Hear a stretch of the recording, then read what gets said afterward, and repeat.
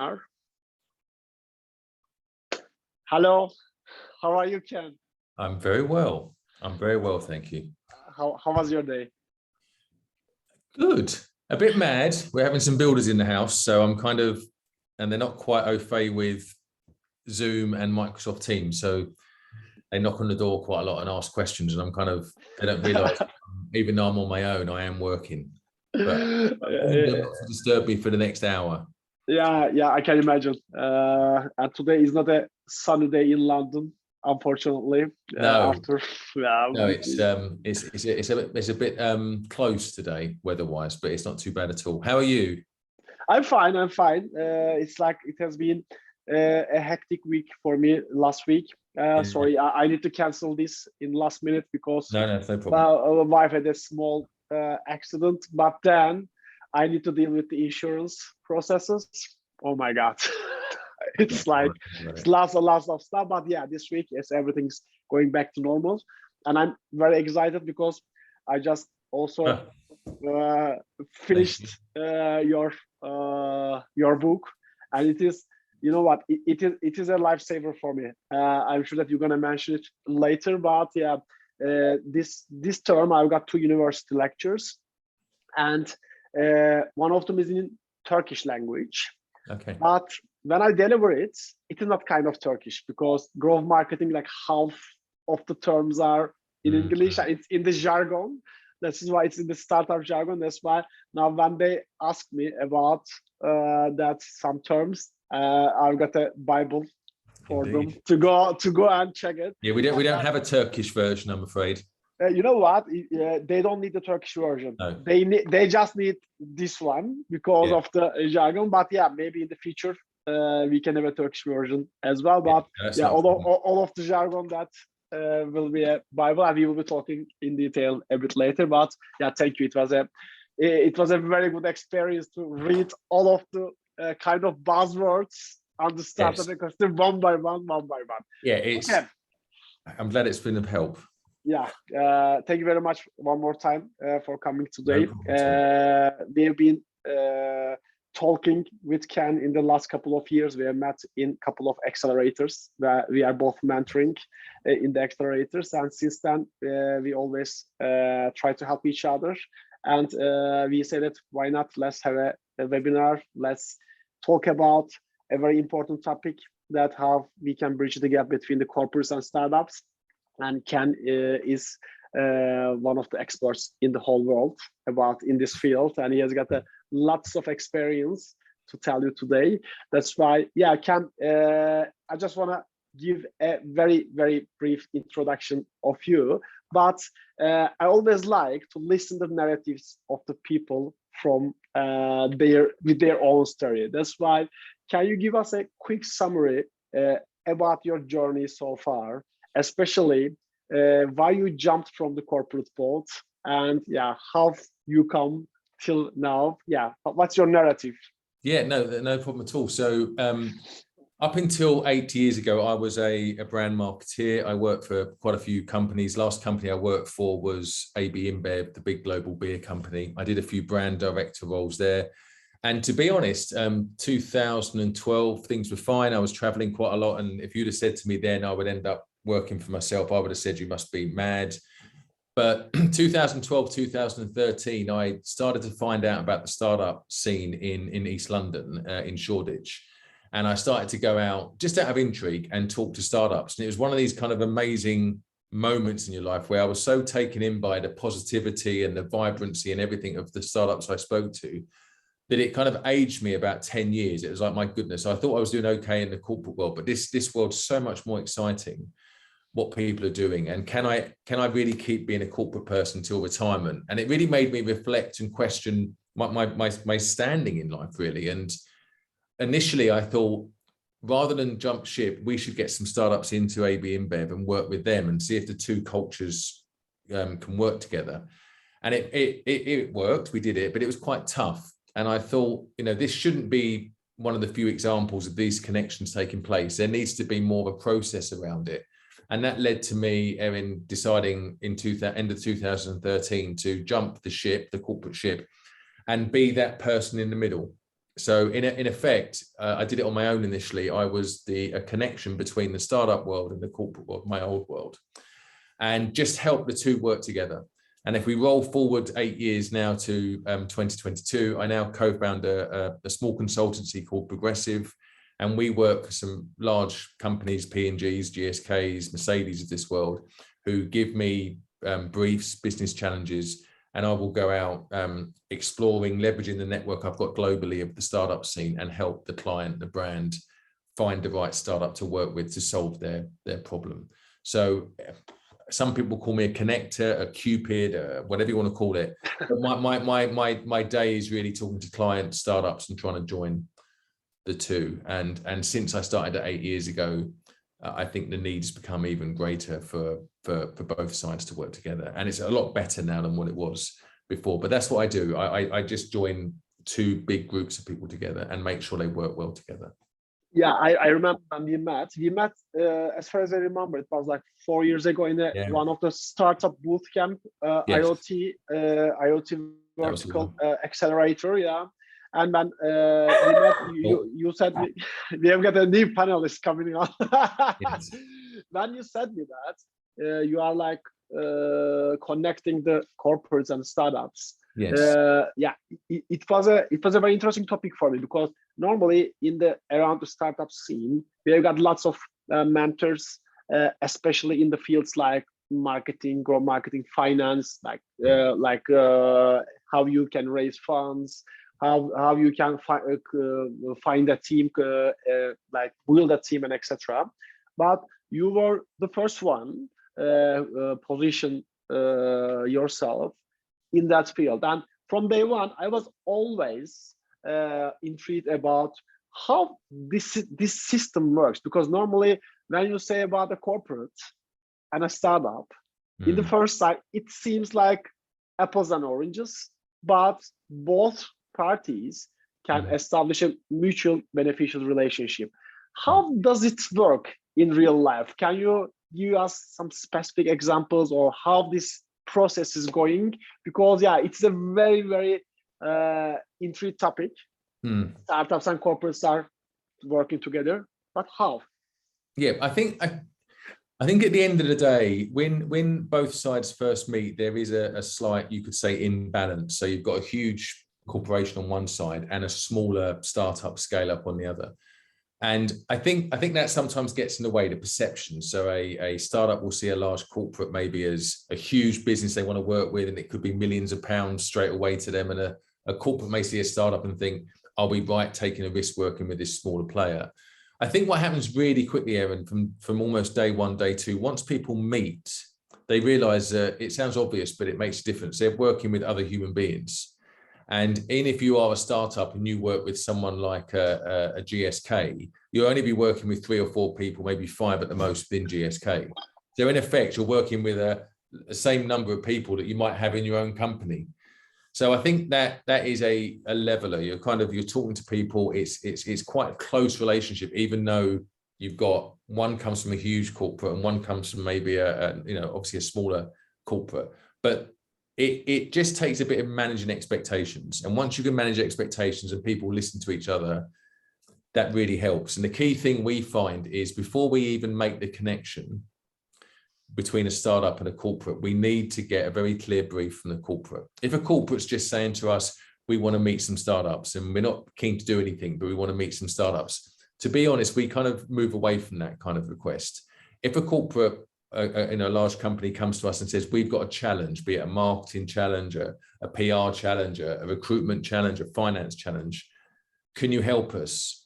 I think that brief, which we get completed with a corporate to complete, really focuses both sides. And all of a sudden, when you've got both sides focusing on a brief, over time, they forget where their background is. They forget they're coming from a large corporate or a startup. They just want to work together on that brief. So the brief itself is quite a good leveler to make sure that both people just focus on the here and the now rather than perceptions of the people they're working with. And our job really, as much as to make sure that brief gets delivered, our job is also to make sure that both sides are happy with the way things are going. And dare I say, manage expectations on both sides. And that's a key thing as well, because if it's the first time both sides have worked with the other as such, the expectations can sometimes be a little bit unrealistic, and that can sometimes get in the way of progress. So we're a bit like, even though I say a connector, we're as much a facilitator as anything. And each partnership is unique, but, you know, to summarize, once people come together and realize it's people they deal with, that helps. It's not a, you know, you don't meet someone from GSK and there's 1,000 people in the meeting or anything. It's a group of people. Once you have a brief that you can both discuss, it focuses the mind. And then as time goes on, people, if we can understand how people are feeling, is it going the way they planned, and is it meeting their expectations? If we can manage that as well, then I would say that that's the most we can do to ensure that the outcome is good for both sides. Perfect. It makes perfect sense, because yeah, in my opinion, if a corporate say that, okay, we want to work with startups, but there's not an actual goal in it. It's just kind of a PR related thing that they want to work with startups. But if it comes with a challenge, problem, or an opportunity that leads to a brief, yeah, it is a perfect way to start. And the Progressive as a company, when you stay in between, I can imagine that you are not only connecting, but you are kind of like a decoder, like, because both sides, the expectation levels might be very, very different, but facilitator like yourself in the middle make things running, because otherwise I've seen lots of examples in my career that a corporate needs something that's very specific, and a startup has it. It is like it is crystal clear, but when it comes to they try to do it by themselves, there are always problems, because I always say that startup world and corporate world is very different in terms of how they run their daily operations. That's why it makes perfect sense that Progressive is in between, and everything starts with a problem or an opportunity, then leads to a brief. And we've seen lots of PR content on LinkedIn about these corporates are working with startup.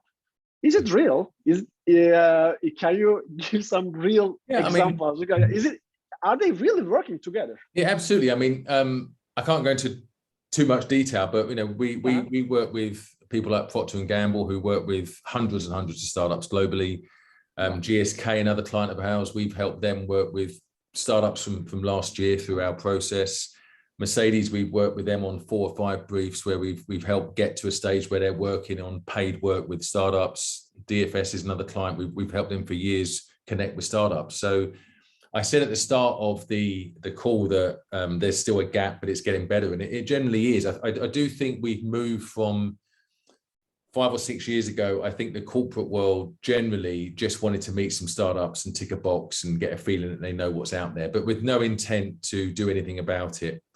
I do think that tech tourism, as it was sometimes named, I think those days are gone, and anyone who are going, and anyone who still gets something from that, they're going to find less and less people willing to help them, because startups won't go to events now, I would argue, unless they know there's an opportunity for them in terms of new work. Some will, but some will say, unless there's a brief on the table or there's a budget, then we need to know more before we commit our time.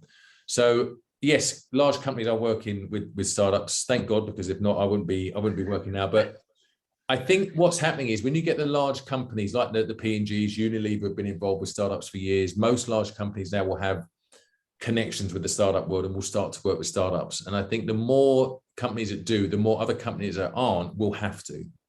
And I do think this kind of peer pressure is having an impact as well. So I think 5 or 6 years ago, companies could get by with not working with startups. But now I just don't think it's feasible to create all your technical requirements or whatever it may be internally. You've got billions of pounds worth of R&D out there in the startup world that you can tap into.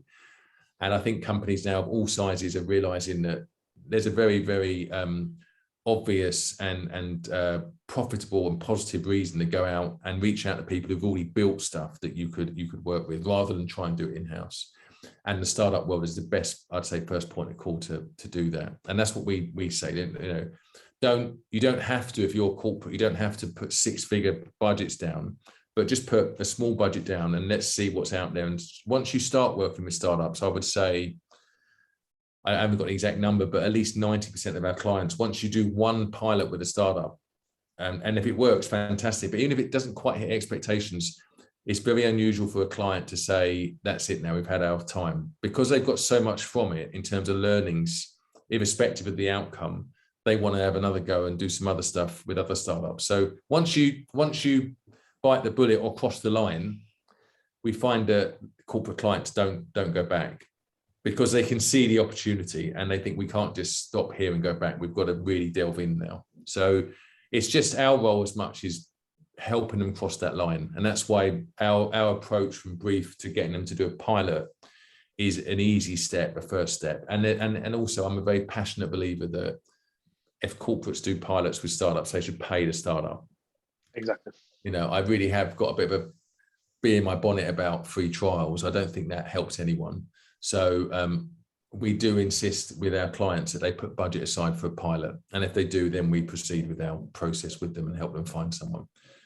So yeah, I think it's a little bit, it's addictive once a corporate crosses the line, I would argue, because they see the potential and they realize that this is the first step of many they need to take.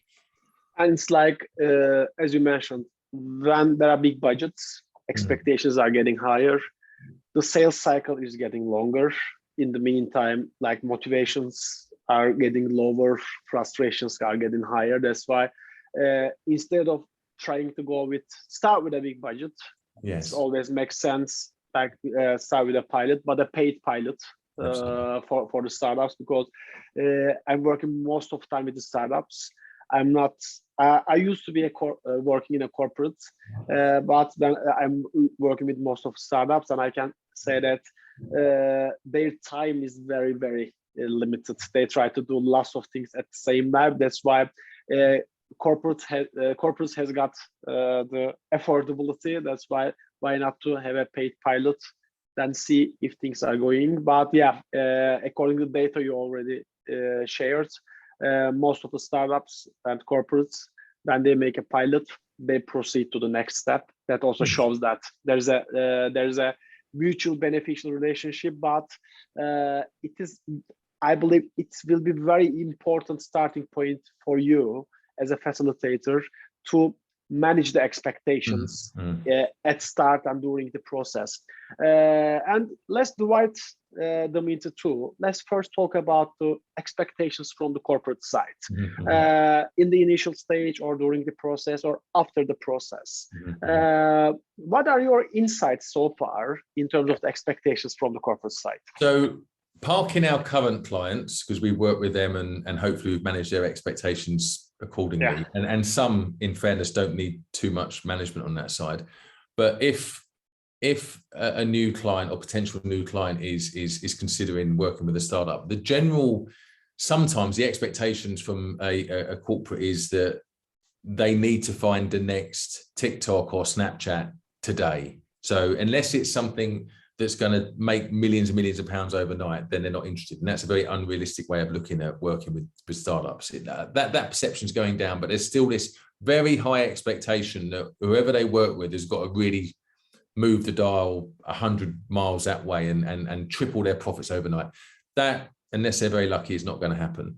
I think there's also an expectation, which is a nice one to manage, is that a lot of corporates still sometimes understandably think a startup is a young person coding in their bedroom. And when they actually meet startups or scale-ups, whatever you want to call it, they're really surprised that these people are different ages, different backgrounds, different sexes, races, whatever. And they're very intelligent people, and a lot of them have got some really good experience. So this kind of perception of startups are really young, really early stage, and really risky. I think a lot of new clients we've had over the years are surprised that there's a lot of them are very tangible offerings. They've worked with companies before, and it may be 3 or 4 or 5 or 10 people, but they're really, really, there's a team that adds value with good experience. And that's a surprise, an expectation that needs to be managed.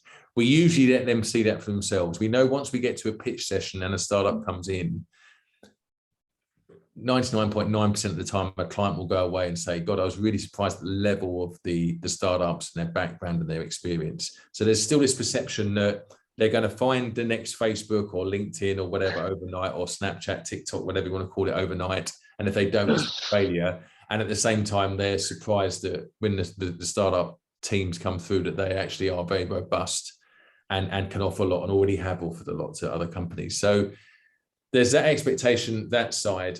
Sometimes you get an expectation that a startup should do the work for a minimal amount of money, but we as I say, we recommend that a budget should be put on the table for many reasons for both sides. So the expectation from the clients really is just from the corporate side is more, you have to be patient with this, keep an open mind. What you think you want may be very different to what you need when you've seen the options. That's the other thing. So clients will think, this is what we want, a piece of kit that does A, B, C, D, F, whatever. It's in red and blue and green squares and whatever. And they realize when we go out and come back and tell them what the options are, that they're completely wrong. They just don't realize the art of the possible because they're not aware of the options. So we just had as clients, keep an open mind. What you think you need or what you want is very different to what you need, and very different to what is out there. There's more opportunities than you think. So keep an open mind. Don't close options down. Don't expect a miracle overnight. And at the same time, I'm almost guarantee you'll be pleasantly surprised by the quality of what companies come back. Generally, that's very general, but that's the kind of expectation side of the corporates. And also for them, it's a risk. It's more of a risk, because in my day, corporate side, used to work with agencies. They managed all the work for you. You trusted them. You had commercial deals with them, and they got on with things. And it was great, good partnership. Now you're going to work with someone you've never met before in your life. You don't know if what they do is exactly what you need. You may not understand what they do in the first instance. There's a lot of risks that a corporate's taking. So we have to manage expectations and say, this is natural. We're not saying unplug everything you've got and plug this new thing in, maybe do a little bit on the side and test it there, a little pilot. So we just try and de-risk the opportunity as much as we can. So lots of different expectations we manage there on the corporate side. I can imagine.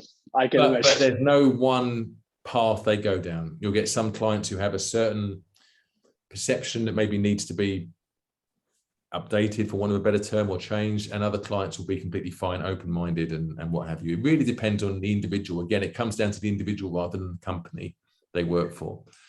And I think as time goes on and more people now are meeting startups, or more people know people from the corporate side who have worked with startups, I think naturally there's a shift towards, we have to do this, it's worthwhile doing. I know so many people who do it, we should do it as a company. So I think the tide's in our favor that it soon will be the case where if you haven't connected up with the startup world as a corporate, you may stand out for the wrong reasons. No, as you mentioned, the peer effect is also very powerful in the corporate side, because I can imagine, I also worked in the corporate. In corporate, if you are kind of a person who would like to take risks, initiatives, it is more tricky than the startup world, because you have got lots of things to consider. That's why I can imagine that as a corporate team member, you want to try something, but at the same time you try to calculate all the risks, all the cons, all the process.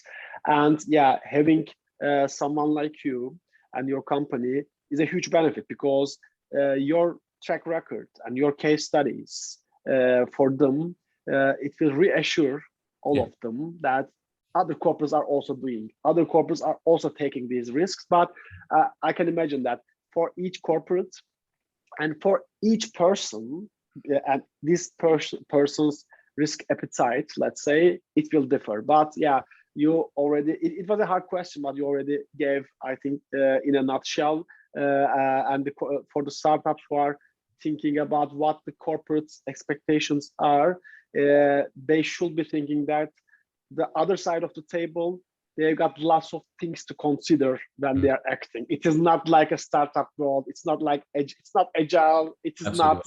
Yeah. It is not like doing like that. And what about the startup side? What are the startups' expectations? Like exiting the company in the first meeting or something? Yeah, I think there's it's completely different on the startup side, and I'm being maybe extreme to state a point. I think there is a danger sometimes when startups first work or have an opportunity to pitch to a large company, a large corporate. Sometimes they think, right, this large corporate's huge, and we should go for a big ticket piece of work. We're going to get paid loads of money. This is going to be what's going to change this, take us on to the next level. This is going to be the game changer. And I don't think sometimes there's not the understanding that, as you say, these large companies are taking a risk, maybe a bit more than the startup. So they're not going to jump straight in with, let's have a go with your service or technology and here's £500,000. It's not going to happen. So some startups, not less now, but some startups will think there's a big paycheck at the end of it, and this could be the game changer. I think it can be the game changer, but it's a few years down the line from when you first work in with a corporate. It takes time. Like anything worthwhile will take time. So there is the expectation sometimes from a startup that this is the big ticket, and corporates, because they're taking the risk, generally will not pay the big ticket for the first pilots. But once you get past the first pilot, and if it works, then I think things level up and there's more chance to get bigger commercial deals. So from the startup, one is definitely how much money is on offer. It needs to be managed generally. The other one, which is quite interesting and frustrating, but the way it is, back to your point, Eren, is when you work with a large company, you are one of 100 things they have to work with, people they have to work with, one of 100 to-do things on their list. And to be blunt, in a lot of cases, if you're dealing with someone senior in the large company, in the corporate, if the pilot works or doesn't work, their life isn't going to change. If they don't deliver on their big objective or their big KPI, then they could get sacked or whatever it may be, or their career could be damaged. So there's bigger problems they've got. And it's nothing against a startup. It's just from my days, when I used to lead teams, there will be big things I've got to do that if I don't do them correctly, my life will be hell. So that gets to focus, and smaller projects and things that are dabbling in the unknown, they're fantastic and they're really enjoyable, but they're not going to be front of mind in my view every day. And this is the same now with corporate. So when a startup works with a corporate, it takes a bit longer sometimes to get a decision, which could just be a yes, no, sending a document, something really simple. But the world that the corporates live in is very different to the daily life, I'd say, of the average startup. So my advice to startups when we work with them is this takes time. And if we are still waiting for company X to give a document to you, Mr. or Mrs. Startup, let us manage that expectation, or let us manage that with the corporate. Let us see what's happening and see if we can move them on. But we're not there to disrupt completely. They've got, bigger things to think about. If the startup goes direct to the corporate, dare I say, and starts moaning about how long things are taking, even though technically they've got a point, that does not help their cause at all. So we always say be patient. So as much as we say to the corporate at the start, be open-minded, our real advice to the startup is be patient. Because even if you work with someone from the corporate side, it's going really well, you might also, the way it is, you might just bang into procurement, and procurement could be another process, another team, another individual, and that can take time. But if you feel as a startup that you've got a lot to offer this large company, then I always say it's worth going through a bit of pain for 2 or 3 months, making sure you get paid for your work, go through a pilot, try and show some empathy and get through that pilot. Because my view is a lot of the corporates understand why you're going through that pain and understand your frustration, but they can't do anything about it. That's the way things are in some cases. So if you show, for want of a better word, as a startup, maturity and understand things take time and don't complain or whatever, then when the pilot's over, there's a very good chance the corporate will say, not only was the tech really good, but they were a good team. They were low maintenance. We could work well with them. And in fairness, we kept them waiting a lot, but they were really professional. So it is be patient, I think, the biggest thing with the startups, because once you're in, you think this is it, $1 million. No, it won't be $1 million. And it's going to take time. But I know lots of startups who've done really well from corporate relationships. And one thing they do very well is they bite their tongue. Sometimes they say, right, let's understand it, let's move on, and what can we do to help speed the process up in a very pragmatic way. Yeah, it's like it's I don't know, one of the big dilemmas nowadays. When I'm mentoring in several accelerators, especially the B2B companies, I always tell them that there are two different ways. One of them is what we call is software as a service. If you sell something cheap and easy to onboard, then you need to go big numbers, like hundreds of thousands of companies. Small companies, they can decide fast, but they will pay less. If you go to corporates, this is a different road. You will have sales cycles, you will have POCs, you will have demos, you will have several personas within the decision-making process. That's why if you try to do the same in the both ways, then it will be problematic. Because if you think that a corporate can decide like a startup, it doesn't work that way. That's why I can totally understand in a nutshell, the best I think suggestion will be the patience. If you are going a corporate, at the end of the day, you can do pilots today, but it is to close a bigger sale in the future.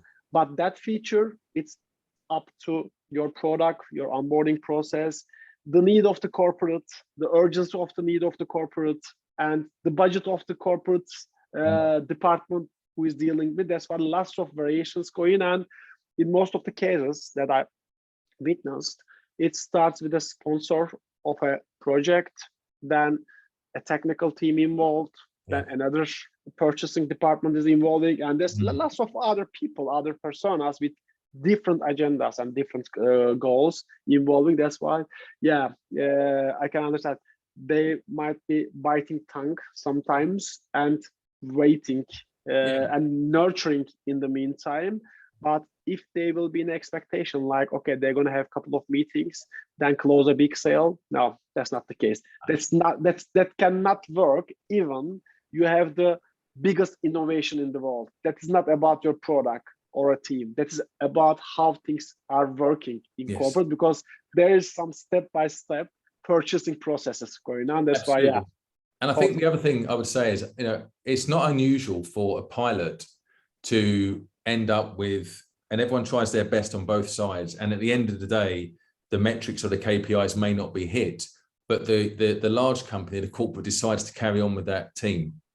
And so, yes, they see the potential in the tech. It may not hit the numbers, and that might be for many reasons. No one's fault. Just maybe it was the objectives were not quite right, but they choose to carry on with that team and that tech because they got on with the team and they enjoyed working with them. So sometimes it isn't just about the challenge on the brief and the solution joining up and everyone's happy. It's how people get on both sides. And if the corporate likes working with the startup, and also if the startup likes working with a corporate, sometimes an indifferent result to the pilot doesn't matter, because these guys think there's potential working together. They enjoy the partnership, and then that leads to bigger things. So I always say, you've got two chances in the pilot to make this into a bigger thing. One is hopefully deliver on the KPIs. That's very important. You deliver on your numbers, but you're going to improve your chances as well if you get on with the partnership. You show a bit of empathy, you're patient, and you show you're very professional. And those things together, I think, give you the best chance. And if one slightly goes down, which is the numbers may not hit what you want, but you can explain it and everyone understands it. And a lot of times the corporate will still say, I want to work with these guys. They're really good. I love the tech. It didn't quite hit the numbers. Maybe that was our fault. We were a bit late on that. Let's have another go or do something else with them.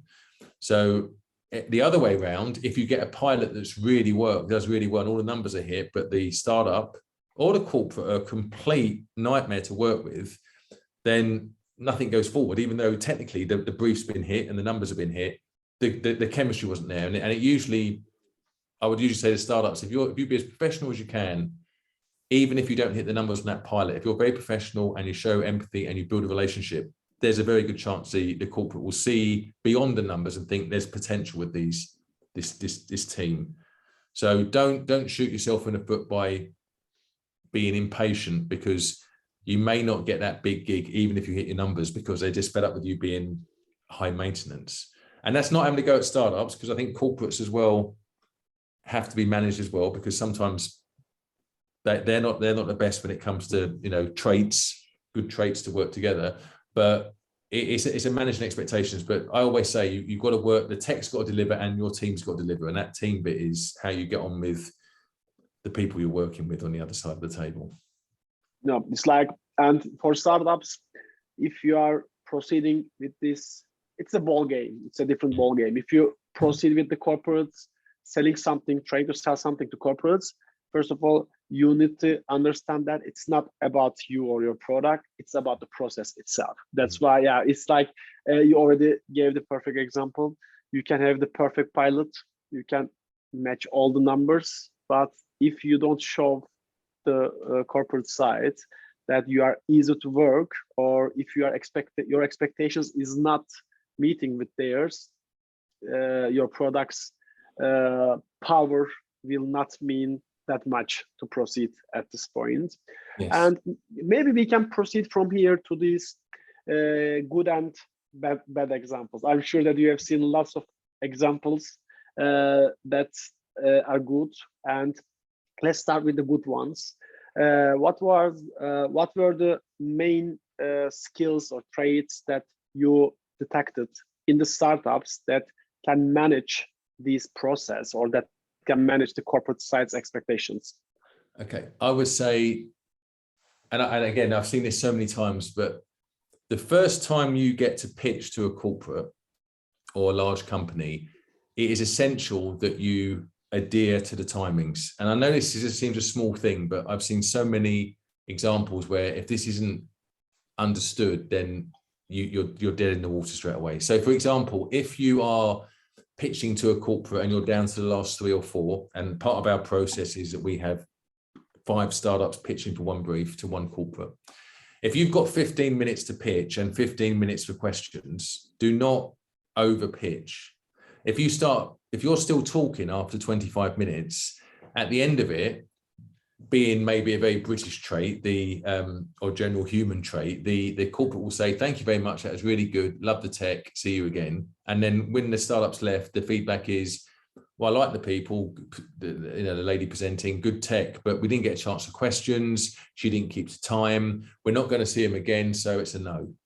Because we haven't got enough information, because we couldn't ask the questions and we couldn't get a discussion going to understand what they're like as a person, so we're going to say no. So that pitch really was lost, not because the technology was wrong, and maybe not because the person was wrong who was pitching it. It's because the times weren't kept to.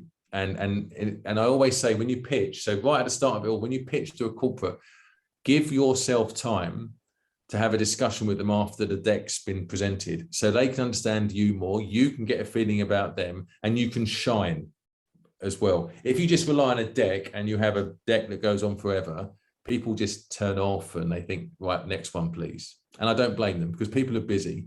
So I always say, every time we've seen hundreds and hundreds and hundreds of pitches. I always say, and anyone who's watching this knows me when it comes to talking about pitch sessions, I always say, please keep to the times, because if you go 5-10 minutes into the discussion time, I will guarantee you will not get the trial or the pilot. I will almost put my house on it. Because if everyone else keeps to it, they will go with someone that kept to the times, they had a chance to ask some questions to, got a feeling for how they think. They will go with that. They won't take a chance on you, having heard you speak all the time. So do that. And it's very disappointing, because I've been in a lot of pitches where if you said, here's 5 companies, I would say those 2 should get it, one of those 2, because it's perfect.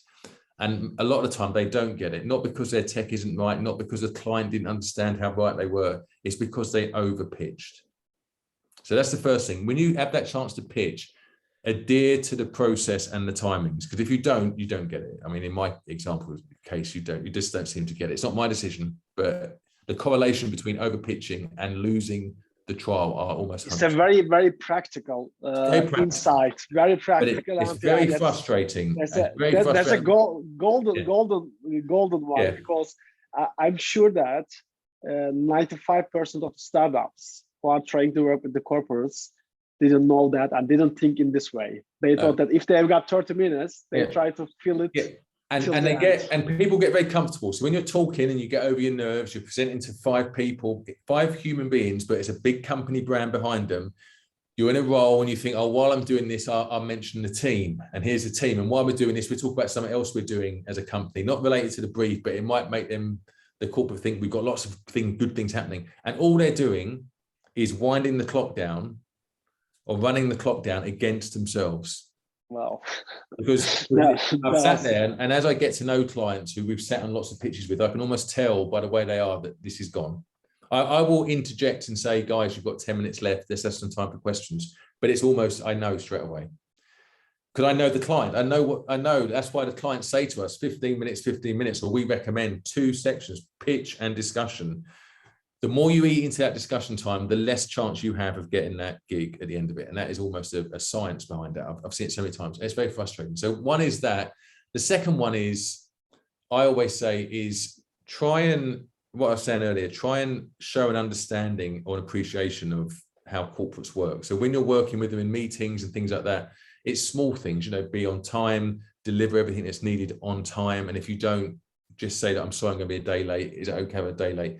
All those little things, just don't take liberties, because again, I'm being general here, but from a corporate side, they're taking a risk, especially if it's the first time they've worked with startups. And if you start slacking and things are a day late, or what they're supposed to do isn't being delivered, the warning signals, the red flags start coming up in the corporate's mind. Oh my goodness, we're with these guys, they're 2 days late there. We have to push them a bit for that. Or can I chance it? Because if it comes to a big bit of work with these guys, they could let me down and I look stupid then. So just I always say, be very honest and deliver what you said you're going to deliver on time. And if you can't do that, because things do happen that stop things happening on time, be very open and frank and just say, I'm really sorry, but is there a chance we can have an extra half a day on this? And at least, even if you can't get that half a day, at least it looks good that you've asked and you've been honest. So it's, don't overpitch, be honest right from the start, and try and keep to the deadlines that you agreed to. And back to that honesty bit, Eren, sorry, going back, is the honesty bit really works as well. So sometimes a corporate will say, can you do this and can you do that? It's much better to say, no, we can't actually. It's on our roadmap, but it's 6 months away, rather than, yeah, I think we can do that. And then everyone's excited. And then when it comes to the pilot, if the startup gets to the pilot stage and that can't be done, there's no way out of that. You're in a cul-de-sac, you've let people down. That corporate's got to go back to their peers and say, oh, we can't do that pilot because they couldn't do this. And then their peer says, why did you choose them? And it gets really, whose fault is it? It gets very messy. So don't overpitch, be honest about what you can do. And people really, I think, appreciate that honesty. And then once you get the green flag or the green light and you're working with someone, just be very clear on what needs to be done by when and keep to it. And if you can't, just be honest. Everyone's human, and say, so, can I have an extra day, or this might be a bit late, or actually we can't do that. It sounds obvious, but no, you know what? It's the last thing that you say, I think in the startup world, lots of startups think in the opposite. They are kind of in the when they met with a corporate, they try to be fake it till you make it approach. They tend to say yes to everything to have a better. That's why these are golden suggestions, because you have been there, you have been in these meetings, and you have seen the cases, and you are telling the startups that, be honest, if you cannot do that, say you cannot, or if you need an extra day, don't try to be someone else or some company else that you are not. This is very, very interesting, because I know lots of the startups, unfortunately, because when on the table there's a big corporate name, they get overexcited, and they are kind of trying to do everything. Close that.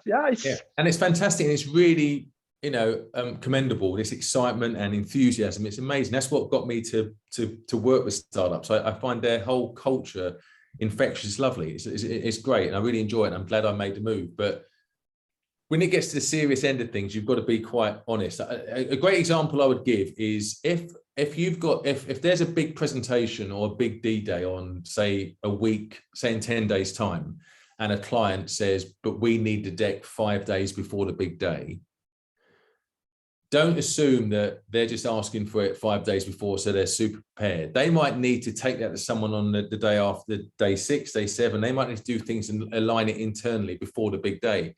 Don't think, oh, if it's supposed to be delivered 5 days before, I can leave it so it's 4 days before. They've still got 4 days. Don't assume you know what their days are like, because a lot of the time, especially in the large corporations, the deck may have to be approved by different people, presented at internal meetings before that big day. So that chunk of time you think between your deadline and the big day isn't just filled with space where nothing happens.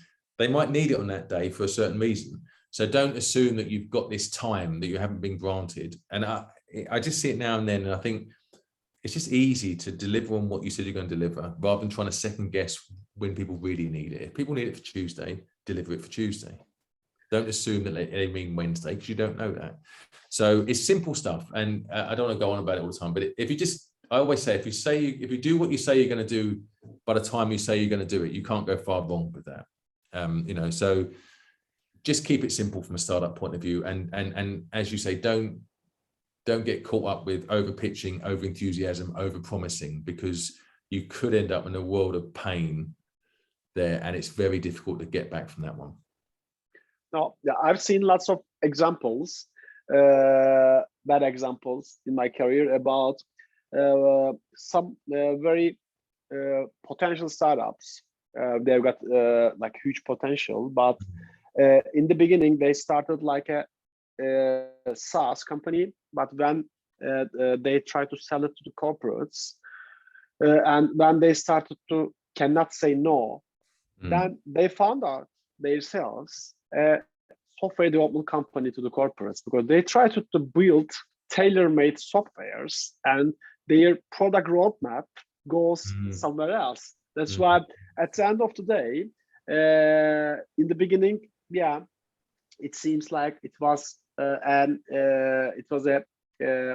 big corporate with a big budget and big project, but in the midterm they find out themselves that their product strategy shifted. Everything shifted from the beginning. That's why it is reassuring hearing from your side that saying no is a powerful position on the corporate, because it is just the opposite way of thinking. People are thinking that if we say no, we will lose it. That's why let's say yes and let's try to find a way. That's why it's reassuring that being an expert on the table, that telling the startups, be honest, don't say yes to the things that you cannot deliver. No. Yeah, it's really reassuring. Yeah, and it takes courage, because sometimes you can smell the trial. It's exactly, it's going to be amazing. You put a lot of pressure on yourself and your team to deliver it, and the question comes up. And you think, oh, we can't really do that, but we could. Maybe yes, we can. And I fully, for whatever I say, I fully understand how people get into that situation. But it does. Things have a nasty. Things generally like that will come back and bite you. And I think, don't put yourself through that. And it is difficult. But I think if you say no, I think people admire you for saying no. They know where they stand. And you can always say it's no at the moment, but we've got it on our roadmap. It'll be 6 months away. That's a good enough answer rather than no. It just shows it's in your thinking and it wherever it is in the process. But just be honest. And that's the thing we say, be on time, be honest. And if I had to have one more, I would say an obvious one, but be very clear about what you do and what you offer the corporate. So they come away from it thinking, yes, we saw company X and this is what they do. Don't, as I say, if you over pitch, over talk, you don't want the corporate coming away thinking, I have no idea what they did. Nice people, but they went all over the place. I've got no idea what it is they do. We won't go. So be very clear, less is more, and you give yourself best chance then, I think. Yeah, perfect. I think this will be a perfect evergreen content, because I'm sure that if someone will watch it, I don't know, 5 years later, I think these are still valid. These will be still valid. That's why, it's human nature, a lot of it. Yeah, it's human nature, and it's like it's always the gameplay between the startups and corporates will always take place, and it will be always say no to the corporates when you are so close to close a big sale. That's why, listening these realities from your side is really very, very valuable. Okay, we've got like 10 minutes. Yes. left. That's why I would like to talk about this book. Yeah, when you sent me this book, I literally started to stumble upon it, because in every page, I've got very familiar jargon that I have in startup world. But I would like to hear the story from the beginning. Why you decided to write something like that? By the way, huge thanks, because this is kind of a lifesaver for people like me who are already teaching on the universities or in some academies. Because when people ask that, where can we find the meaning of these buzzwords? Because they call me sometimes when I speak about something, I'm telling lots of stuff from this book, not by purpose, but it is the jargon of the world. That's why for me it's a huge valuable asset. But I would like to get to know about the story from the beginning. Why you decided to write the startup lexicon?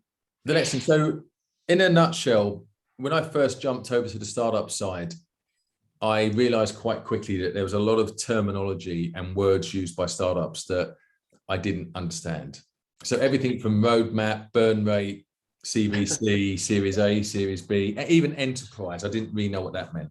So when people said that's an enterprise offering, I thought, enterprise, what's that? And this was me as a corporate, didn't realize it was about large companies. So I was really stuck, and I managed to wing it to a certain extent by just looking like I knew what they were talking about. But it made me realize that, like most communities, it has its own kind of sub language underneath the normal language of the community, whatever that language may be. So I got by, but that was more through a bit of persistence, but it wasn't the right way of doing things. And as I mentioned right at the start, I'm always very passionate. What made me jump ship was I want startups and corporates working together.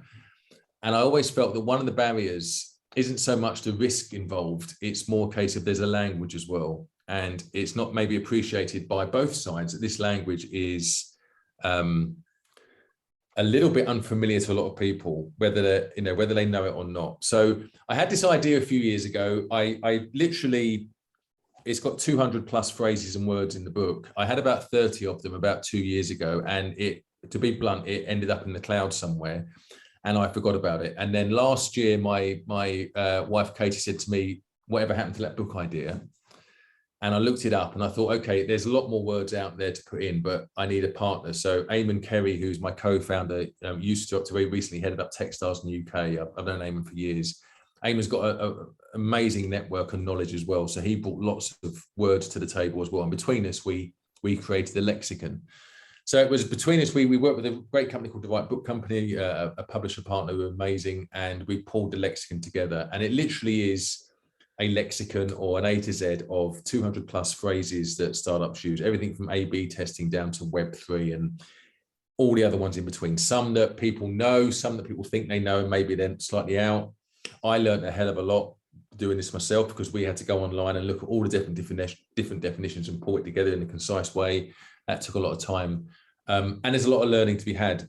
But the reason behind it wasn't just my learning or my experience myself. I just think that if there is an appreciation that this language is out there, I think it helps everyone if there's more of an understanding of what certain words mean. So the lexicon, startup lexicon, is as much for academics who are learning about entrepreneurism, say doing a postgrad course or an undergrad course, as it is for someone who's starting a business. They need to know the words as well. Or someone who's a corporate side who wants to go and work with startups. They don't want to sit there when they're talking to a startup and the startup goes, here's my roadmap, here's my burn rate, here's my run rate. We're A/B testing this and we're Series B next week and we're this, that, and the other. And they're going, what does it mean? That won't help them or give them confidence to work with startups. They think, oh, I'll do this next year. So it's a starter for 10 to help people in a nice way to give them confidence to join the community and to have discussions with, be it startups or investors or whatever, and feel comfortable to have a say and to feel that they have a place at the table. An example I use, nothing to do with startups, but years ago in the UK, wine wasn't a big thing. The only people who drank wine were connoisseurs. So if you knew about wine, you're fine. But if you didn't, you were very afraid to talk about it because you knew nothing. And the wine industry, because I used to work in the beer industry, the wine industry did a really good job of demystifying all the terminology. People went on courses and people got to know a little bit of language. And I always said that if you knew a good grape, a good wine manufacturer, you had a good experience, you could get by. You could say, oh, my favorite grape is Merlot from South America. I was in Argentina when we had this one called this, and it had a lovely chocolatey flavor to it. That may be all you know. But if you're sitting with connoisseurs, they think, oh, this person, come in, let's have a chat. Now, I'm not saying that wings it. I'm just saying you just need to understand a few of the terms in this book, and it will give you an understanding and confidence just to join the conversation. And without sounding holier than ho, that is the point of it, to give people confidence to understand what's being said, feel confident joining the conversation, and hopefully to get a lot more from the benefits that sit out there from starting your own business or working with startups or both. It's a conversation. It's an icebreaker to a certain extent, because you can talk about words. There's no definitive answer, but at least you can get involved in the conversation rather than being outside and not relevant and not being able to add value. So it's that's a very long-winded answer, Eren, but it is more a case. I just think that the feedback we've had so far from people who are in academia, people who have been in the startup world for a long time, has been very similar. It's something to either brush up your understanding or to start your understanding. But at the end of the day, it's 200 plus phrases, definitions, and we've got 25 stories from experts behind some of those definitions as well to give it some context. But it's something we've been looking at for some time, and it's amazing to do it. And it hopefully it will just help a lot more people cross the line and start a business and feel confident to talk about it or learn about starting a business from academia, or if you're corporate, to sit down with some startups and think, I've had a look at this book. I feel confident to understand what's happening and what the opportunities are. So it's a starter for 10. Yeah, this will be in my syllabus for my 2 classes next term, and people who are gonna watch it later, they can find it in Amazon, right? Yes. Okay. Or most online booksellers, but it's on Amazon. Most of online booksellers. Yeah, I highly recommend, because as you said, for example, if you are a fresh graduate, if you would like to get into a job in a VC world or in a growth marketing agency or a digital marketing agency, at least half of these terms, when you know them, you will be more confident. Or as a startup founder, if you try to raise funds, you need to know at least half of them. If you are a corporate and working with an agency, and try to get to know about the buzzwords around the digital, you need at least half of them know. And I've got a goal of we don't use growth hacking, but we use growth-driven marketing keywords. My goal is, in your next versions, if we made growth-driven marketing a well-known word that can be inside, you need to achieve it, because you cannot put it. We need to achieve it. Sorry, excuse me. I was going to let my dog out. Excuse me 1 second. No worries. That will be a the goal. joys of Zoom. But so I think watch this space. Maybe that will be a new word or a new phrase. Yeah, that's right.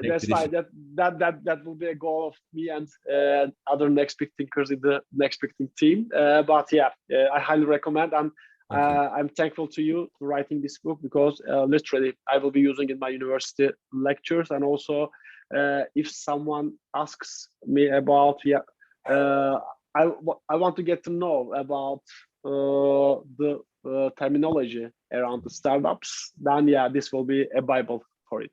Thank you very much for the book, and thank you very much for coming. It's always lovely to talk with you, but with this context that you have been spending lots of time in the last 7-8 years, it will be very useful and very valuable insights from your side. I'm sure that everybody who is here or who's gonna watch it later will benefit, both from the corporate side and from the startup side.